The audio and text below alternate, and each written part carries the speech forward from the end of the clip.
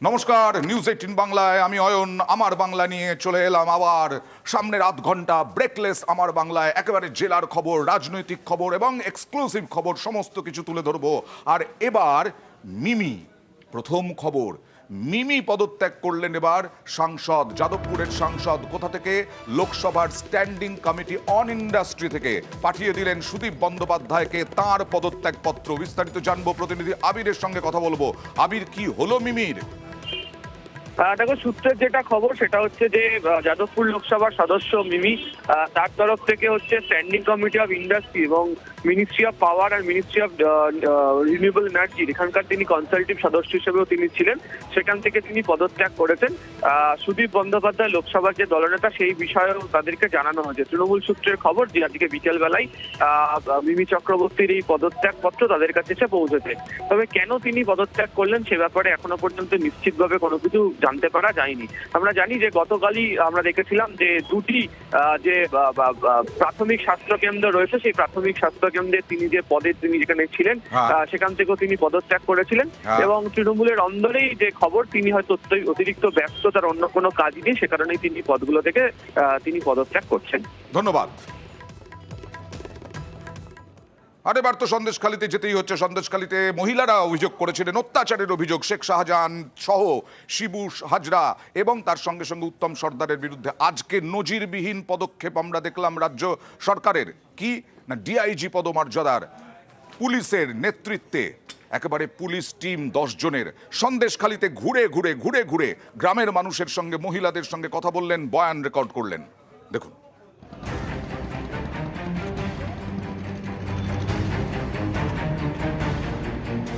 সবাই পুলিশের অফিসার, কেউ ডিআইজি, কেউ আবার এসপি কিংবা আইসি। সন্দেশখালীর মহিলাদের অভিযোগ শুনতে একদম দুয়ারে মহিলা পুলিশের টিম।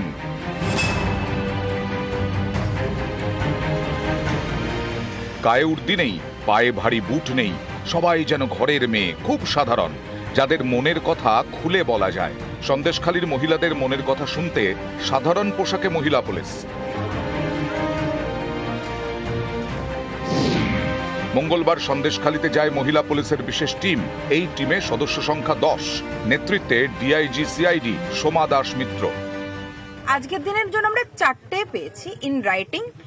সেটা ওনাদের যেটা মনে হয়েছে ওনারা সেটা বলেছেন। দেখুন, শারীরিকভাবে নির্যাতন বলতে হয়তো হ্যাঁ, কারোর ক্ষেত্রে হয়তো বলেছে যে কাউকে মারধর করা হয়েছিল বা কাউকে বেসিক্যালি বেশিটাই হচ্ছে ভয় দেখানো হয়েছিল, যে নিয়ে গিয়ে বসিয়ে রাখা বা অত্যাচার করা হবে এই ভয়টা দেখানো।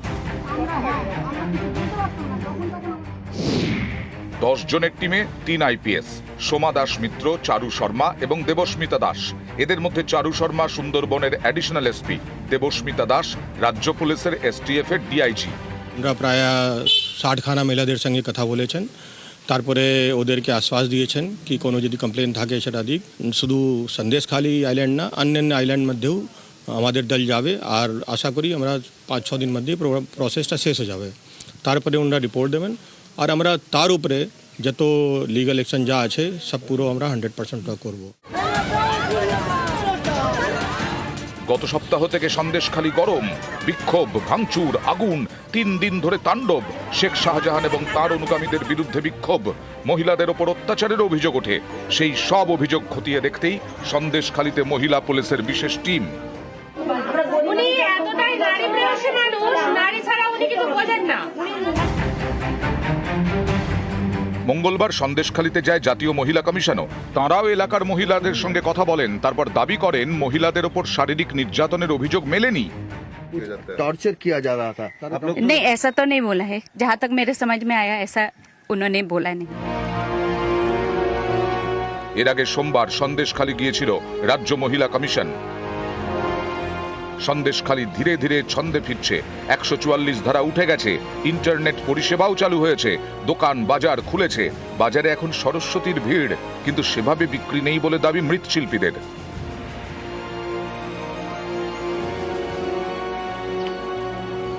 জিয়াউল আলম এবং অনুপ চক্রবর্তী, নিউজ 18 বাংলা। আর আজকে সন্দেশখালীতে তৃণমূলের প্রতিনিধি দল, মন্ত্রী পার্থ ভৌমিক, অন্যদিকে নারায়ণ গোস্বামী, তারা গেলেন সন্দেশখালীর একটি জায়গায় এবং 18ই ফেব্রুয়ারি রবিবার জনসভা হবে এই সন্দেশখালীতে। তৃণমূলের পক্ষ থেকে জানালেন পার্থ ভৌমিক।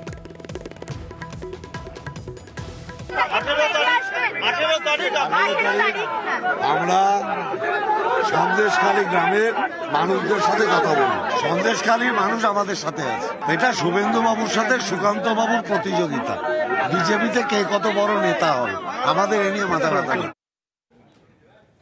18 তারিখ সকাল 11টায় ওই সন্দেশখালীর অন্তর্গত পঞ্চায়েতে আমাদের জনসভা হবে।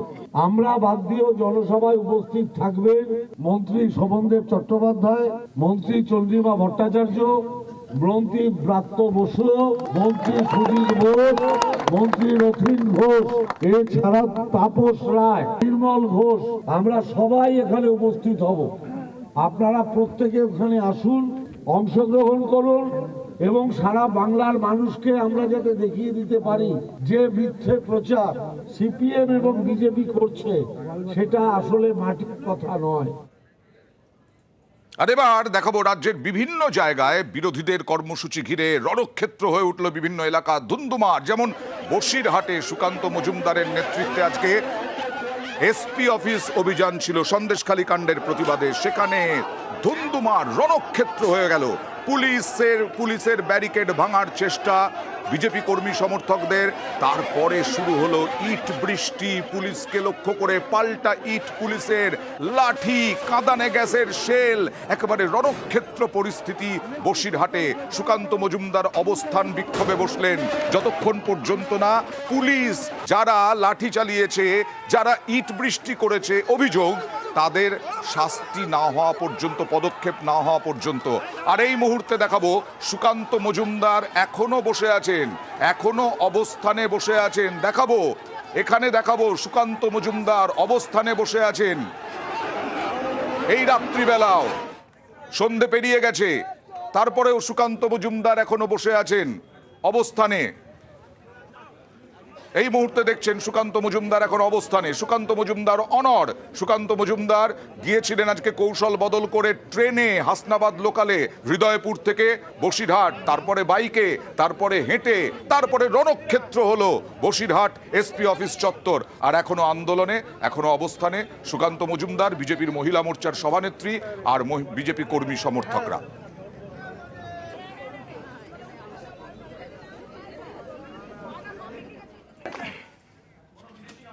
আর বাম শ্রমিক সংগঠনগুলি বিভিন্ন জায়গায়, রাজ্যের বিভিন্ন জায়গায় আজকে আন্দোলনে নেমেছিল, সন্দেশখালী সহ আরো অনেক দাবি। বহরমপুরের ছবি দেখাবো। বহরমপুর রণক্ষেত্র হয়ে উঠল। বহরমপুরের একেবারে প্রাণকেন্দ্র সেই ব্যারাক স্কোয়ার একেবারে রণক্ষেত্র। কাঁদানে গ্যাসের শেল ফাটলো, ইট বৃষ্টি, পুলিশের দিকে লক্ষ্য করে পাল্টা পুলিশ লাঠি উঁচিয়ে তারা, পুলিশের ব্যাপক লাঠি এবং কাঁদানে গ্যাসের শেল ফাটলো।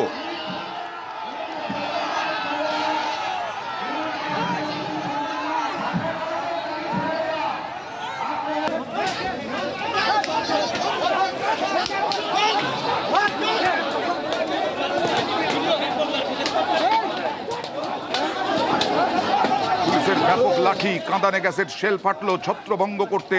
কিন্তু উত্তেজনা অনেকক্ষণ ধরে এই রকম অবস্থা, তুলকালাম অবস্থা অনেকটা এলাকা জুড়ে। রণক্ষেত্র হয়ে উঠল বহরমপুর।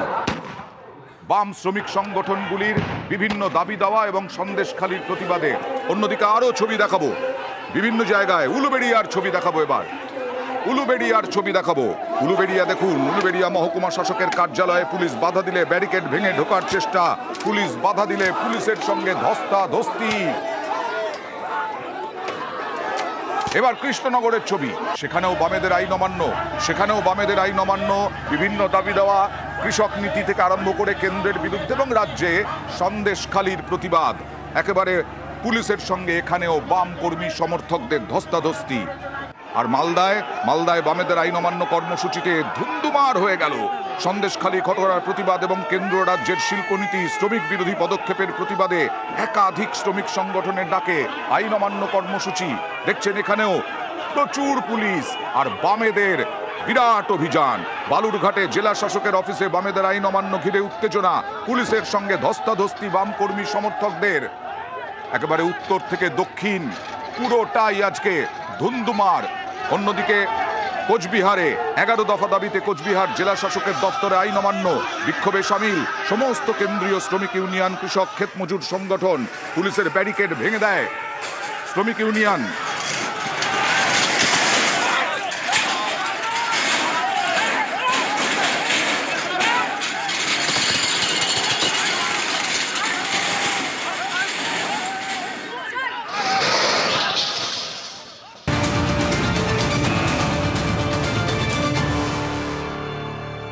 কালকে এক নিমেষের মধ্যে বসিরহাট আদালত চত্বর নাটকে মুড়ে গেল, একেবারে উত্তেজনা, সেখানেও ধুন্ধুমা রয়ে গেল। কেন? বিজেপি নেতা বিকাশ সিং তিনি জামিন পেয়ে গেলেন। উত্তম সর্দার, যার বিরুদ্ধে অভিযোগ ব্যাপক, তিনি জামিন পেয়ে গেলেন। আর তারপরে আবার পুলিশ বিকাশ সিনহা এবং উত্তম সর্দারকে গ্রেফতার করলো, আর তা নিয়ে ধুন্ধুমার হয়ে গেল। আজকে আবার তাদেরকে আদালতে তোলা হলো। 4 দিনের পুলিশি হেফাজত হলো উত্তম সর্দার এবং বিকাশ সিনহার।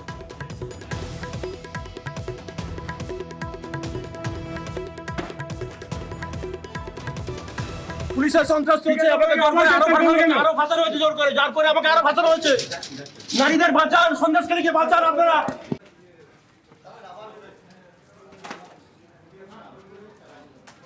আর চোপড়ার ঘটনা, মর্মান্তিক ঘটনা কালকে দেখিয়েছিলাম। চোপড়ায় বিএসএফ এর ক্যানাল তৈরি হচ্ছিল, সেই সময় ওখানকার গ্রামের ছেলেমেয়েরা, বাচ্চা বাচ্চা ছেলে মেয়ে খেলতে খেলতে গিয়ে পড়ে ওই ক্যানালের ভেতর, মাটি চাপা পড়ে 4 জনের মৃত্যু হয়। তা নিয়ে অবশ্য তরজা জারি। দেখুন ঘটনাটা। চোপড়ার ভারত বাংলাদেশ সীমান্তবর্তী গ্রাম চেতনাগঞ্জ। কাঁটাতার থেকে মাত্র 30 মিটার দূরে খোঁড়া হয়েছে নালা। নালার পাশে ডাই করা মাটি। সোমবার এই নালার পাশেই খেলছিল বেশ কয়েকজন শিশু। তখন আচমকাই ধস নামে, নালায় পড়ে যায় 4 শিশু। 4 জনই মাটিতে চাপা পড়ে যায়। তাদের উদ্ধার করে বিএসএফ, নিয়ে যাওয়া হয় চোপড়ার দলুয়া স্বাস্থ্য কেন্দ্রে। 4 জনকে মৃত বলে ঘোষণা করেন চিকিৎসক। এই মর্মান্তিক ঘটনায় প্রাণ হারায় গোলাম মুস্তাফা, ইউসুফ আলী, মোহাম্মদ ইসলাম, তালেব আলম।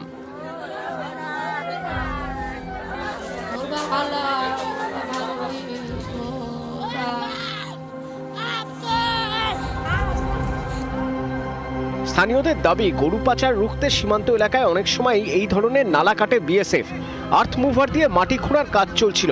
মৃত শিশুদের পরিবারের দাবি, বিএসএফ এর কাটা নালায় পড়েই বাচ্চাদের প্রাণ গিয়েছে। এই মর্মে তারা মঙ্গলবার চোপড়া থানায় বিএসএফ এর বিরুদ্ধে অভিযোগও দায়ের করে। থানা অভিযোগ করেছে বিএসএফ এর বিরুদ্ধে যে আমাদের এখানে ছেলেগুলো তো গর্ততে পড়া গেল, ওই মাটি কাটে। 24 ঘন্টা হয়ে গেল বিএসএফ আজ পর্যন্ত আমাদের পরিবারের ভিতর আসলো না। গাড়ি ও কন্ট্রাক্টর বিএসএফ এর বিরুদ্ধে, ওই যে গাড়ির মালিক, ড্রাইভার, 4 জন নামে আমি এফআইআর করেছি। আমি বিচার চাই, বিএসএফ এর শাস্তি হোক। বিএসএফ নালা কাটার অভিযোগ মানতে নারাজ। তাদের দাবি, বিএসএফ জওয়ানরা পাহারা দিচ্ছিলেন। স্থানীয়দের চেঁচামেচি শুনে তারা ঘটনাস্থলে যান। কয়েকজন যন্ত্র দিয়ে মাটি কেটে ট্রাক্টরে তুলে নিয়ে যাচ্ছিলেন। বাচ্চারা সেখানে খেলছিল। মাটি ধসে বাচ্চারা চাপা পড়ে। তাদের বিএসএফ এর অ্যাম্বুলেন্সে দ্রুত হাসপাতালে নিয়ে যাওয়া হয়। এই ঘটনা আর্থ মুভারের মালিককে সোমবারই গ্রেপ্তার করে পুলিশ। চোপড়া থেকে চঞ্চল মোদক, নিউজ 18 বাংলা। আর এই চোপড়ার ঘটনায় চাঞ্চল্যকর তথ্য, যে ঠিকাদার কাজ করছিল সেই ঠিকাদারের স্ত্রী একেবারে দাবি করলেন বিএসএফ ভাড়া করেছিল আর্থ মুভার, বিএসএফ তৈরি করছিল এই ক্যানাল। নালা কাটার কথা অস্বীকার করেছে বিএসএফ। বিএসএফ দিয়েছিল, বর্ডারের বিএসএফ বলেছিল যে ওখানে মানে প্রতি বছর মানে ড্রেন করে, তো ড্রেন করার জন্য আর কি বলেছিল যে আমরা আবার ড্রেন করবো, যদি মাটির তোমাদের দরকার থাকে তাহলে তুলে নিতে পারেন। তারপরে এই জন্য মাটি কাটতে গিয়েছিল, বিএসএফ নির্দেশ দিয়েছিল। বিএসএফ ছাড়া তখন মাটি কাটার কারো ক্ষমতা নাই, গ্রামের মানুষ তো এক কোদাল মাটি কাটতে পারে না। মাটি কাটতে সবাই ভাগিয়ে দেয় বিএসএফরা। তা বিএসএফ বলেছিল, বিএসএফ ওখানে উপস্থিত ছিল, তো যখন মাটি কাটতে গিয়েছিল বিএসএফ ছিল, বিএসএফ বলেছে কেটে নেন, প্রতি বছর ওখানে ড্রেন করা হয়।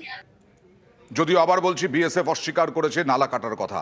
আর এই মর্মান্তিক মৃত্যু, 4 শিশুর মর্মান্তিক মৃত্যু চোপড়ায়, এ নিয়ে শুরুতেই বলেছিলাম রাজনৈতিক তরজা একেবারে তুঙ্গে। দেখুন।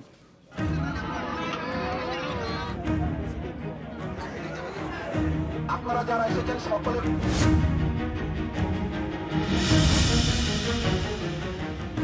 রাজ্যপাল তার কাছে অ্যাপয়েন্টমেন্ট চাওয়া হয়েছে। রাজ্যপালকে বলা হয়েছে চিঠি দিয়ে, 1, এই মৃত্যু মর্মান্তিক, দায়ী বিএসএফ। 2, বিএসএফ যে খনন কাজ করছিল সেটা বেআইনি। মিথ্যে কথা বলছেন কেন? বিএসএফ এর কোনো কাজ চলছিল না। ওরা পরিষ্কার বলে দিয়েছে, স্যার আমরা প্রেস রিলিজ করে দিয়েছি, তৃণমূল লোক দেখিয়ে 3 লাখ টাকা করে দেয়া হবে বলা হয়েছে। পরিবারও বলেছে যে বিএসএফ কে যে না আপনারা কিছু করেননি, এখন তৃণমূলের চাপে পরিবার এই কাজ করতে বাধ্য হচ্ছে এবং ওনকার যে লোকাল এমএলএ সে প্রেসার করার চেষ্টা করছে, চাপ দেওয়ার চেষ্টা করছে। চাপ দিয়ে লাভ হবে না। উত্তর দিনাজপুরের চোপড়া, এখানকার ভারত বাংলাদেশ সীমান্তবর্তী গ্রাম চেতনাগঞ্জ। সোমবার এই গ্রামেরই 4 শিশুর মর্মান্তিক মৃত্যু হয়। কাঁটাতারের কাছেই কাটা হয়েছিল নালা।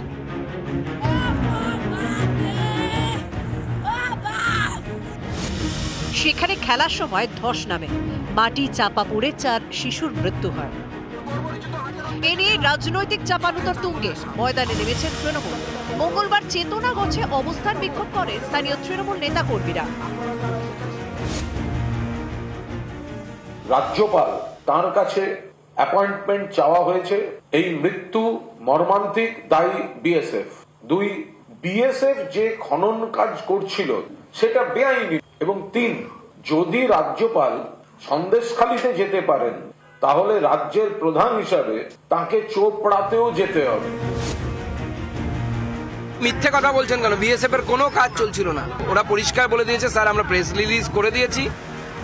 চোপড়ার ঘটনায় বিএসএফ এর দাবি তারা নালা কাটেনি। এ নিয়েও সুর চড়িয়েছে তৃণমূল। তৃণমূল কংগ্রেস যখন বিএসএফ এবং চোপড়ার ঘটনা নিয়ে সুর চড়াতে শুরু করেছে তখন তড়িঘড়ি একটা প্রেস রিলিজ করা হলো। যখন ঘটনাটা ঘটে, যখন পরিষ্কারভাবে এলাকার গ্রামবাসীরা বিএসএফ এর বিরুদ্ধে দোষারোপ করছিলেন, তখনই প্রেস রিলিজ করা হয়নি কেন? তখন কোন শাক দিয়ে কোন মাছ তারা ঢাকতে চাইছিলেন? আমি আশা রাখি বিএসএফ এবং প্রশাসনের যে পর্যায়েরই তদন্ত হোক না কেন, সত্য সামনে আসবে। দায়িত্বপ্রাপ্ত সংস্থার কিভাবে পুরো ঘটনাটি ঘটেছে সেটাকে সামনে নিয়ে আসা। কোনো ঘটনা কিছু হলে রাজ্যপাল সময় দেবে। যদি রাজ্যের জমির উপরে হয় ভেঙে দিক, যদি তা না হয় পুলিশ কেস করুক বিএসএফ এর বিরুদ্ধে। বিএসএফ তো কোনো পশ্চিমবঙ্গের আইন কানুনের ঊর্ধ্বে কোনো সংস্থা নয়। যদি বিএসএফ কোনো অপরাধ করে থাকে বিএসএফ এর বিরুদ্ধেও কেস করা যায়, কোনো অসুবিধা নেই। সেখানেও সিআইডি পাঠানো যায়, কোনো অসুবিধা নেই। চোপড়ায় শিশু মৃত্যুর ঘটনায় এভাবেই রাজনীতির হাওয়া গরম। নিউজ 18 বাংলা। আর কি অবস্থা দেখুন বায়ুসেনার। কালকে বোমা পড়েছিল একেবারে চাষের জমিতে, জনবসতি এলাকায়। আর আজকে কলাইকুণ্ডা থেকে ওরা বিমান, যুদ্ধ বিমান ভেঙে পড়ল ঝাড়গ্রামের কাছাকাছি জায়গায়। 2 পাইলট যদিও নিরাপদ, কিন্তু ভয়াবহ দুর্ঘটনা ঘটতে পারত। কথা বলবো প্রতিনিধি রাজুর সঙ্গে। রাজু, ঠিক কোন জায়গায় ভেঙে পড়েছিল এই বিমান?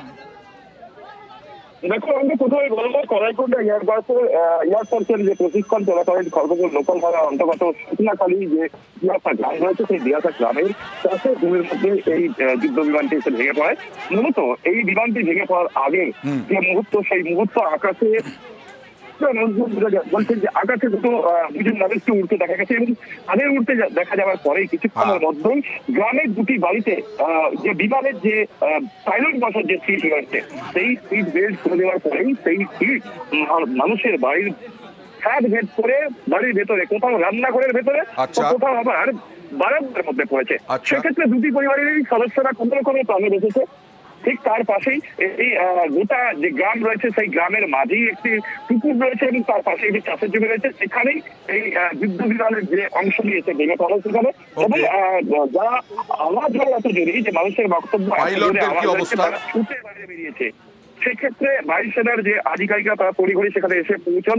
এর মধ্যে যে পাইলট 2জন ছিল, সেই 2টি পাইলটকে উদ্ধার করে এখানকার স্থানীয় মানুষজন, তারাই তড়িঘড়ি তাদের 2জনকে উদ্ধার করেন এবং তাদেরকে জিজ্ঞাসা করেন তাদের কোনো সমস্যা হচ্ছে কিনা, তাদেরকে জলও দিয়েছেন। তারপরেই পাশেই যে এয়ারপোর্টের যে অ্যাম্বুলেন্স, সেই অ্যাম্বুলেন্স এসে তাদেরকে উদ্ধার করে এখান থেকে নিয়ে যায়। কিন্তু বর্তমানে এখনো পর্যন্ত গোটা এলাকায় ব্যারিকেড করে ফেলা হয়েছে এবং এয়ারফোর্সের যে সমস্ত আধিকারিকরা তারা ঘটনাস্থলে এসেছেন। গোটা এলাকায় যেমন তারা তদন্ত করে দেখছেন এবং যুদ্ধ বিমানের যে অংশ পড়ে রয়েছে সেই অংশটিকে সেখান থেকে যে সমস্ত যন্ত্রাংশগুলো তাদের কাজে লাগবে সেই সমস্ত যন্ত্রাংশগুলো খোলা হচ্ছে এবং গোটা এলাকায় একটা কমফর্ট পরিবেশ রয়েছে। ধন্যবাদ।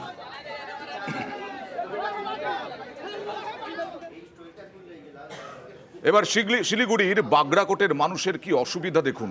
না আছে রেল ব্রিজ, না আছে ফুটওভার ব্রিজ, না আছে আন্ডারপাস, রেল লাইন পারাপার করে চলে ঝুঁকির যাতায়াত।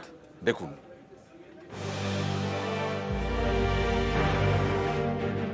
শিলিগুড়ি টাউন স্টেশন লাগোয়া বাগরাকোট, রেল লাইনের দুপাশে রাস্তা, রেল লাইন পারাপারের জন্য কোনো ওভারব্রিজ নেই, সাবওয়েও নেই, রেল লাইনের উপরে রাস্তাও নেই, তাই প্রাণ হাতে করেই লাইন পেরোতে হয়। রেল লাইন পেরোতে ভোগান্তির একশেষ, বিশেষ করে রোগীদের।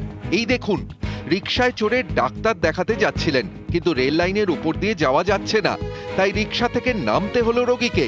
তার পরিজন রিকশা ঠেলে রেল লাইন পার করলেন। ততক্ষণ রেল লাইনের মাঝেই দাঁড়িয়ে বৃদ্ধ রোগী। নামাই দিলাম, নামাই দেওয়ার পরে আমি রিক্সা ঠেলে দিয়ে পার করে নিয়ে তারপরে পেশেন্টকে বসাইলাম।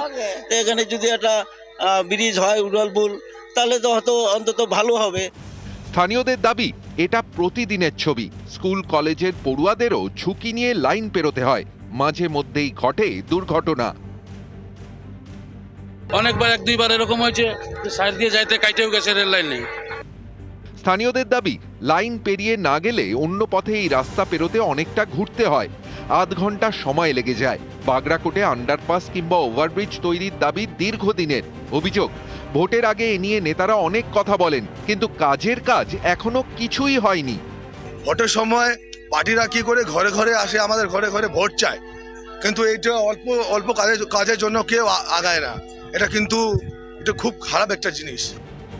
শিলিগুড়ি বিধানসভা আসনটি বিজেপির দখলে, আর পুরসভা তৃণমূলের। দুই পক্ষই এই সমস্যার দায় ঠেলেছে রেলের কাঁধে।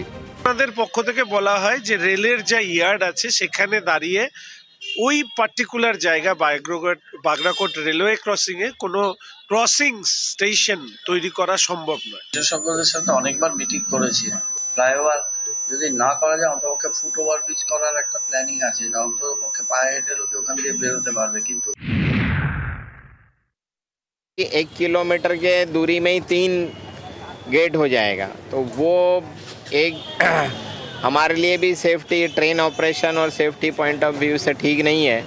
तो वहाँ पे हम लोग कुछ फुट ओवर ब्रिज कम से कम पैदल जो यात्री हैं उनको क्रॉस करने के लिए उसके बारे में सोच रहे हैं।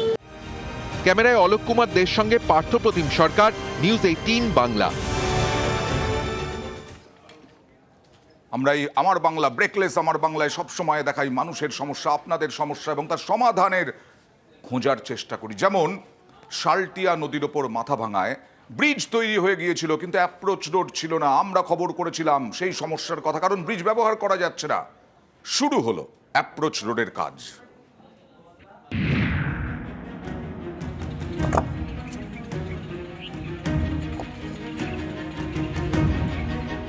কোচবিহারের মাথা ভাঙা, এখানকার নিশিগঞ্জের পাশ দিয়ে বয়ে গিয়েছে শালটিয়া নদী। 5 বছর আগে নদীর উপর ব্রিজ হয়, খরচ হয় প্রায় 4.5 কোটি টাকা, কিন্তু ব্রিজের দুপাশে সংযোগকারী রাস্তা তৈরি হয়নি। তাই আজও ব্রিজটি ব্যবহার করা যায় না। নদী পেরোতে ভরসা সেই নড়বড়ে সাঁকো। গত 2রা জানুয়ারি এই খবর দেখানো হয় নিউজ 18 বাংলায়।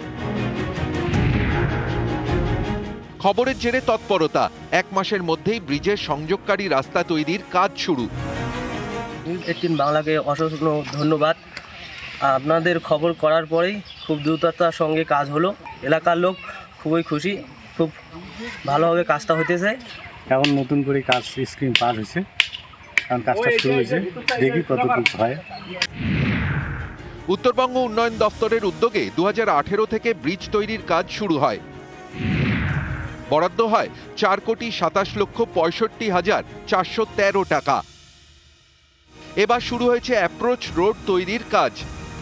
অ্যাপ্রোচ রোডের আমরা অনুমোদন পেয়েছি, অনুমোদন পাওয়ার পর আমাদের কাজও শুরু হয়ে গেছে। আমরা বারবার বলেছিলাম যে অ্যাপ্রোচ রোড হবে, অ্যাপ্রোচ রোড করার ব্যাপারে কিছু প্রসেসিংয়ের আমাদের সময়ের দরকার আছে। আমাদের টেন্ডার হয়ে গেছে, ওখানে ওয়ার্ক অর্ডার পেলেই কাজ শুরু করা হবে। তো সেক্ষেত্রে আমাদের ওয়ার্ক অর্ডার পেয়ে গেছে, এখন কন্ট্রাক্টররা ওখানে কাজ শুরু করেছেন, অ্যাপ্রোচ রোডের কাজ শুরু হচ্ছে। আপনারা ভালো কাজ করছেন, এই সমস্ত সমস্যা তুলে ধরে মানুষের নজরে নিয়ে এসে দ্রুত গতিতে কীভাবে কাজগুলো করা যায় আপনারা এগুলো করছেন, ঠিকই আছে। নিউজ 18 বাংলার খবরের জেরে শুরু হলো সেতুর সংযোগকারী রাস্তার কাজ।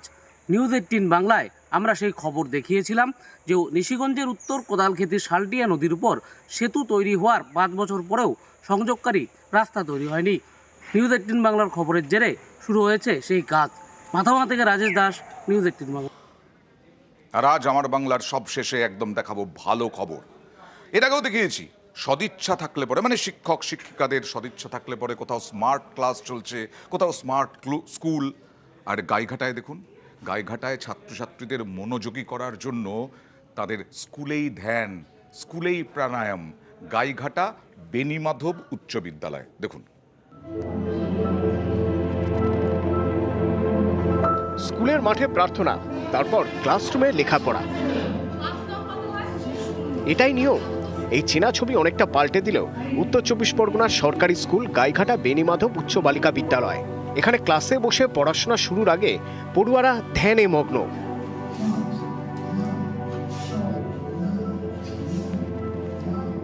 এই উদ্যোগকে আমি খুবই ভালো বলবো, কারণ হচ্ছে এটা যেরকম স্কুলেও হয় সেরকম আমাদেরকে তৈরি করা হয়েছে এমনভাবেই যে আমরা সেটা গিয়ে বাড়িতেও করছি। এখানে বস্তিকা প্রাণায়াম করানো হয়, তারপর মেডিটেশন, লালা ধ্যান, নানা রকম কিছুই করানো হয়। খুব ফ্রেশ লাগে আর ভালো লাগে। ছাত্রীদের সঙ্গে দিদিমণিরাও ধ্যান করেন। কিভাবে ধ্যান করতে হবে তার জন্য নির্দেশিকা আছে, মাইকে তা বাজানো হয়। স্কুলের সকলে একসঙ্গে প্রাণায়াম করেন। অশিক্ষক কর্মচারী এবং মিড ডে মিলের কর্মীরাও ধ্যান করেন একই সময়, একই সঙ্গে।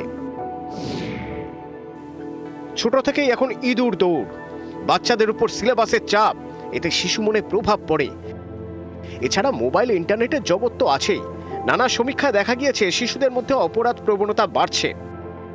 কয়েকদিন আগেই পুরুলিয়ার এক ক্লাস 8-এর ছাত্র স্কুলেরই ক্লাস 1-এর একটি বাচ্চাকে খুন করে, কারণ কেউ মারা গেলে স্কুল ছুটি দিয়ে দেয়।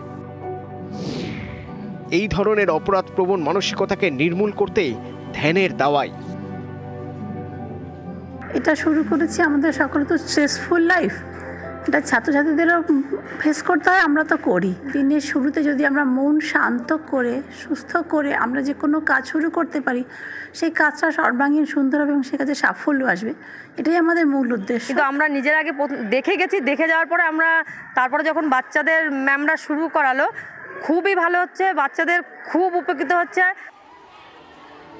শুধু ক্লাস শুরুর আগে নয়, অন্য সময়েও প্রাণায়াম করে এই স্কুলের পড়ুয়ারা। তার জন্য আলাদা ঘরও আছে, নাম অমৃত ভবন। অভিনব উদ্যোগকে সাধুবাদ জানিয়েছে স্কুলের ছাত্রীরা। তারা জানাচ্ছেন পঠন পাঠনের আগে যে মেডিটেশন করানো হচ্ছে, সেই মেডিটেশন করবার ফলে তারা অনেকটাই মনোযোগী হতে পারছে এবং পড়াশুনোর ক্ষেত্রে তাদের অনেক সময় কমও লাগছে। উত্তর 24 পরগনার গাইঘাটা থেকে অনিরুদ্ধ কীর্তনিয়া, নিউজ 18।